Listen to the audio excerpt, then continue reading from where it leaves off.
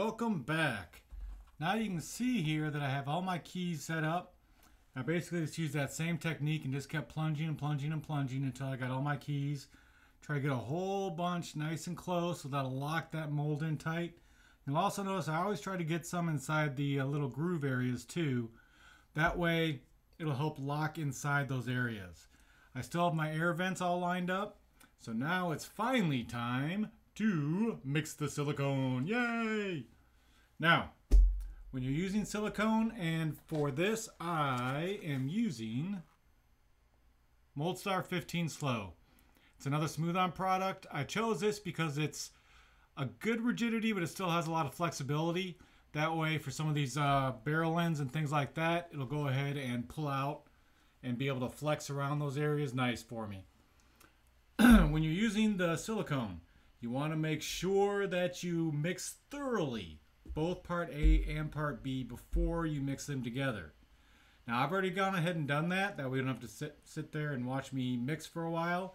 But I cannot tell a lie. After using my arm muscles forever and ever, I now cheat. Da, da, da, da, da, da, and use mixing paddles. I have a blue one, a yellow one, and then one for mixing the materials. That way I never cross-contaminate the actual containers, keep them nice and fresh. So what I want to do next is I want to start mixing it. Now I'm probably going to have to mix 2 batches of this, but I'm going to go ahead and start with the first batch. So I have my container here, and basically I'm going to go ahead and fill it up to the 64 ounce. So I need 32 ounces of each part A and part B. Now, MoldStar 15 gives me plenty of work time, so I don't have to worry about it that much. It is actually pot life of 50 minutes, cure time of 4 hours. So I got plenty of time to work with it. That gives me enough time to be able to pour it nice, mix it well, and then go ahead and get a nice good top for my silicone mold. So I'm going to go ahead and start with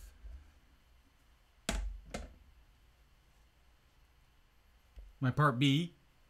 Just happens to be the closest container. And I basically want to fill it up to the 32 ounce line. Now you want to be pretty accurate with this. So I'm just going to go ahead and start pouring.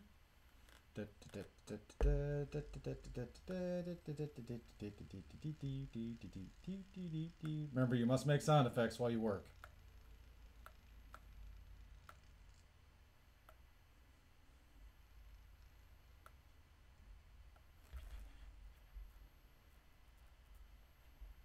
Also, you notice I put down towels on my counter. That's just to help with drips. Easier to clean up when you're done. So I have my 32 ounces of my part B. And of course I forgot to put a towel back here. That's fine. Now I'm going to take my part A and fill it up to the 64 ounce line.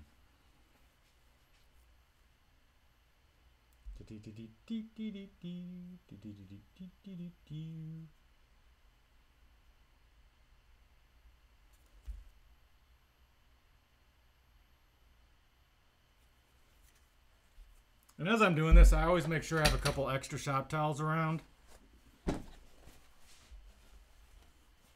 help kind of keep everything clean. I like to keep a clean workspace while I'm working. So now I have my part A and my part B inside of here.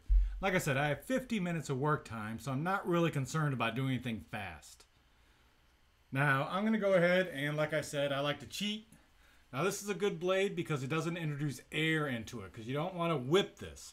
You don't want to have air introduced to it. That way you'll get air bubbles. So I'm just going to have it on a nice slow setting.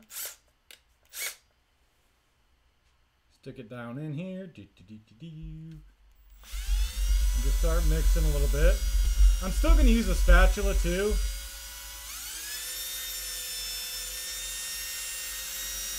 But as you can see from the top view, which you can't see, it's actually not introducing any air.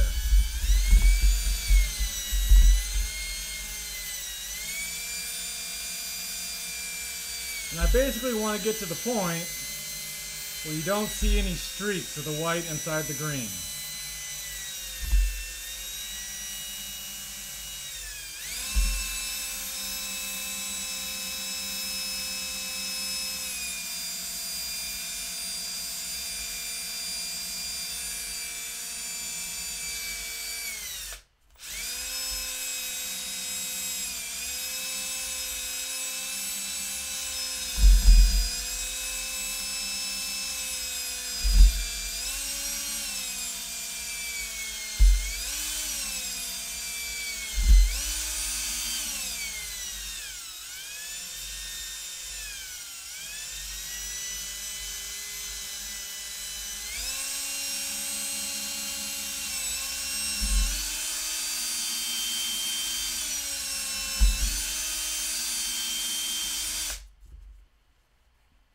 Okay, that's getting there. So I'm going to go ahead and pull this guy out.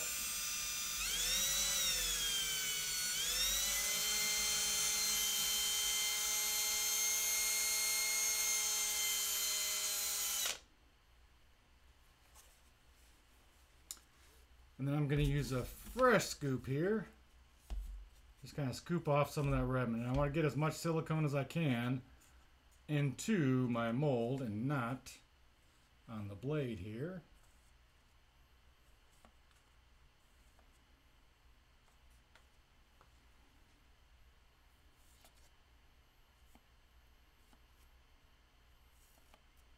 Like I said, you don't have to use a mixer. It's just a little easier on the arms.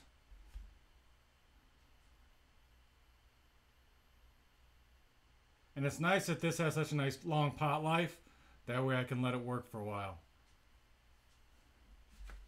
So I'm just going to go set this off to the side.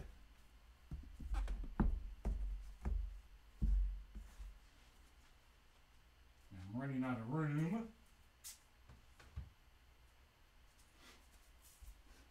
Then I'm going to go ahead and still hand mix it a little bit, because you want to make sure that you get along the sides good, along the bottom good, and really make sure this is mixed up good.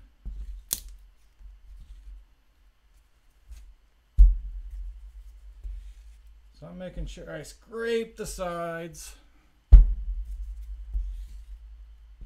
scrape the bottom. You see I'm making nice big slow moves. I'm not whipping it, because I don't want to introduce any extra air into it. And then pick it up. You see how there's still a little bit of a white streak there. I'll give it a couple more turns. And this is where you're eating your Wheaties pays off.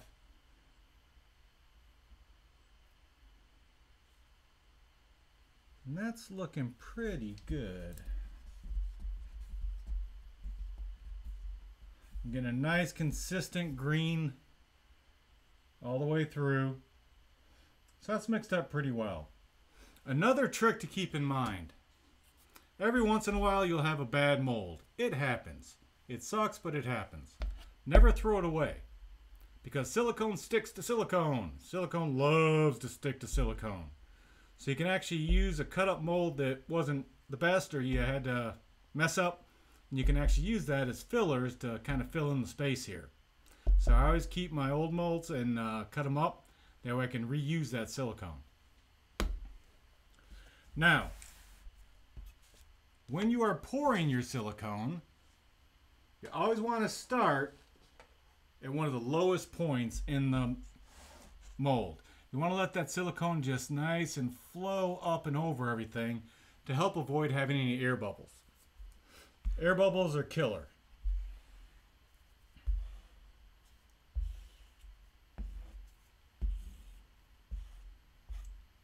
So I'm just going to pick a nice low point here. I'm also going to do what's called a tall pour.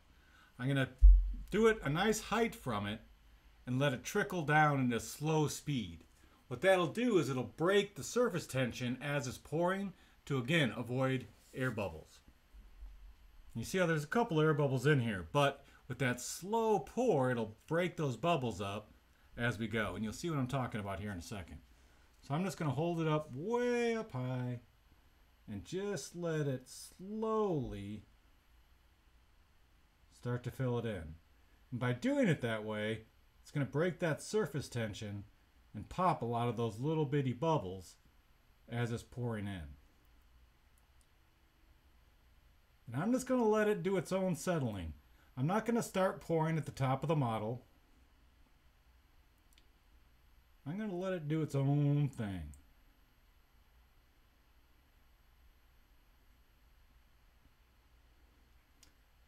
Again, that's the nice thing about this one is you have plenty of time to work with it. See, I'm getting a couple air bubbles, so I'm going to thin this up a little bit. Another nice thing about this having a nice 4-hour set time is any air bubbles that do happen will have time to come to the surface.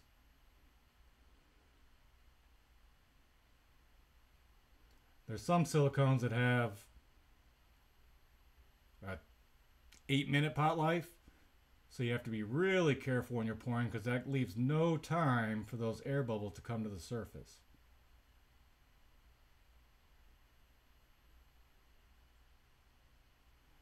You'll see how that's just slowly filling in over the whole model.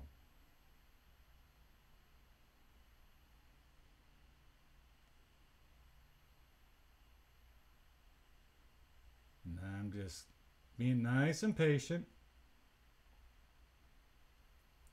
Patience is key here.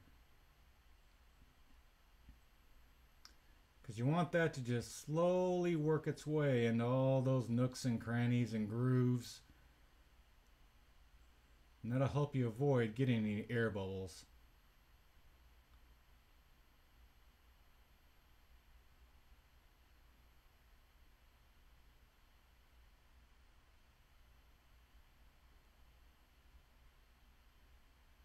In any of your little nooks and or crannies.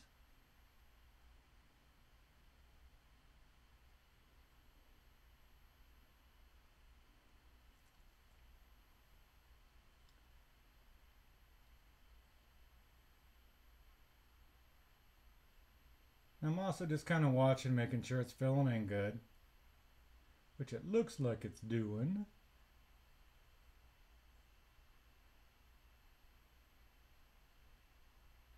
You see how by filling it in one spot, see how it's just flowing in and filling in all those areas? That's going to give you that nice, clean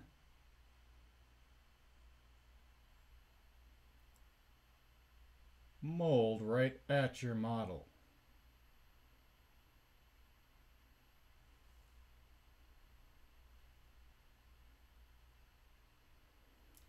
And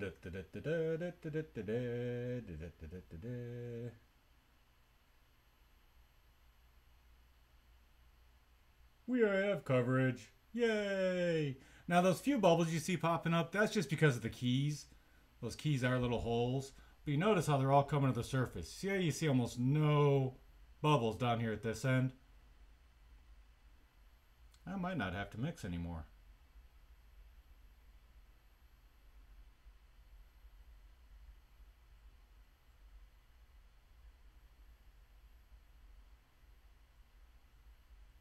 Because once I get the majority of this in here, I can throw in some of my chunks to help fill up some volume.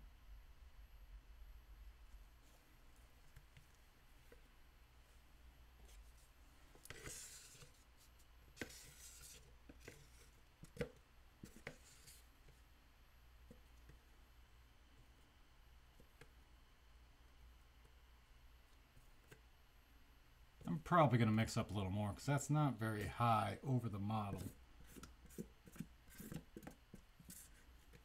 And I like to have a nice solid mold, especially when I know I'm going to be making a lot of copies of it. See, now I can go in and I can grab some of my chunks. And I kind of know where the spaces are, where I'm not going to be touching the model.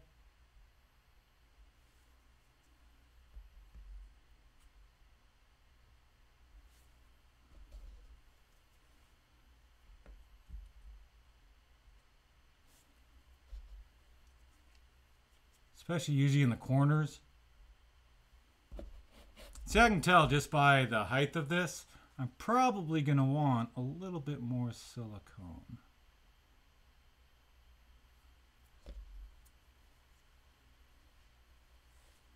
I want to be careful though that I'm not pushing these onto the actual model.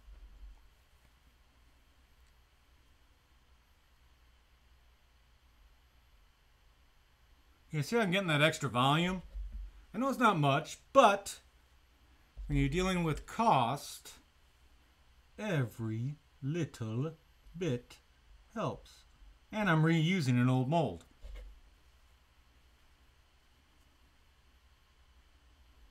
So I'm not wasting it. I'm going to mix up just a little bit more. I think I only need about 24 ounces more, so I'm going to do 12 and 12. So I'm going to go ahead and scrape this down so I can actually see my thing. And since I'm mixing the same type, I'm just going to go ahead and remix it right in the same pot here. And I'm just going to fill this guy up to 12.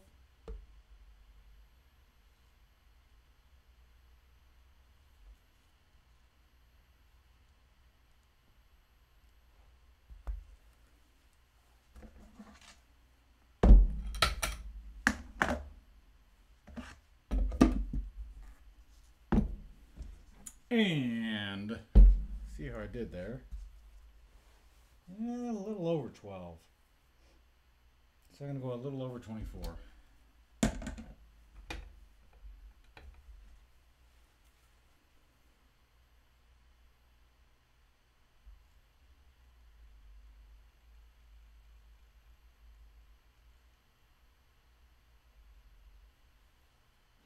Another nice thing about the Mold Star series is it's a 1-to-1 mix ratio, which makes your life so much easier.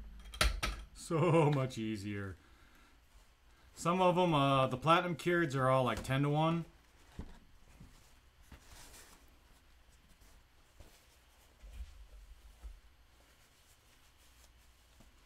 There we go.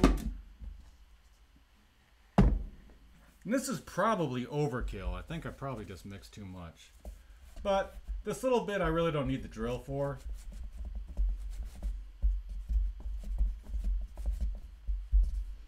One other thing that is a good idea to always have, and of course I don't have one set up here, is to have your oh crap model already set up.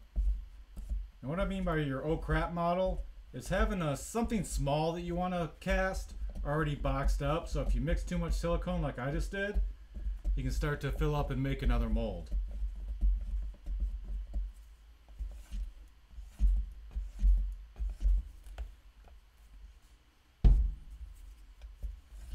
See, I'm always scraping the bottom, scraping the sides, and then checking to make sure that guy is solid green.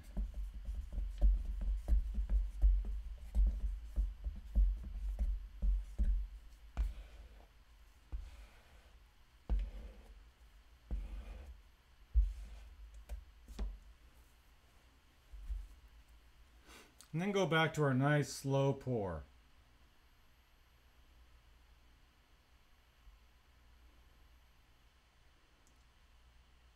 And I really probably didn't need much more, but I like to have a nice solid mold when I know I'm going to be making a whole bunch of them.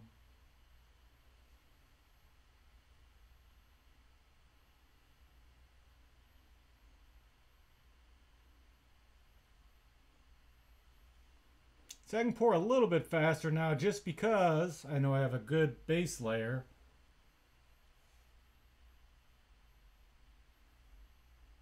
And the nice thing too about using your scraps is I know how thick I like my molds. So by using those scraps, I can kind of judge when I have the right thickness.